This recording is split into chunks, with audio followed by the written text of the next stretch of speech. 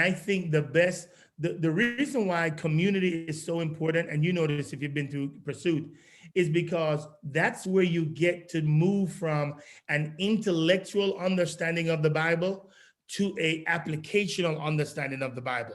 So the reason why none of the fruit, you can't do any of the fruit of the Spirit by yourself. You can't love by yourself. You can't be patient by yourself. You can't be kind by yourself. You need somebody else, right? So the reason the Bible gives you those is because you have to live it out in relationship. You can't say, I love God, but don't want to test out your love for God in relationship with each other. So I would say you've got to put yourselves in situations and you've got to retrain your brain to not believe the worst, but believe the best.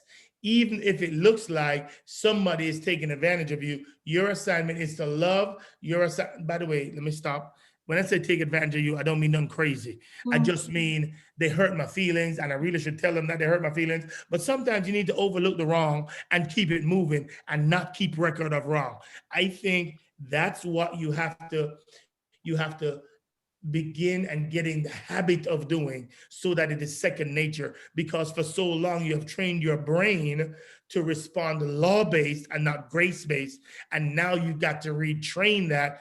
And all you got to do it is remember this: the same measuring cup you use to treat others, God is going to treat you with.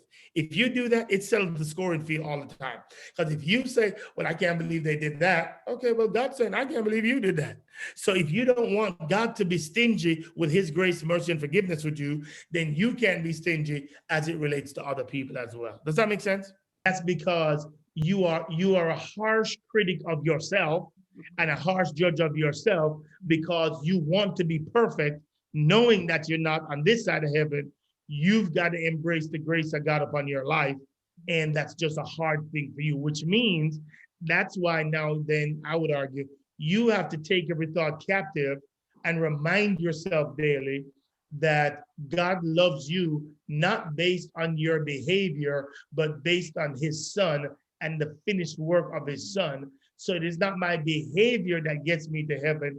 It is his son and his death that gets me to heaven. So I can walk in the liberty knowing that he loves me regardless of my behavior, so that I can enjoy the abundant life that he wants me to live and not walk in the shame, the guilt, the shadow of me being imperfect.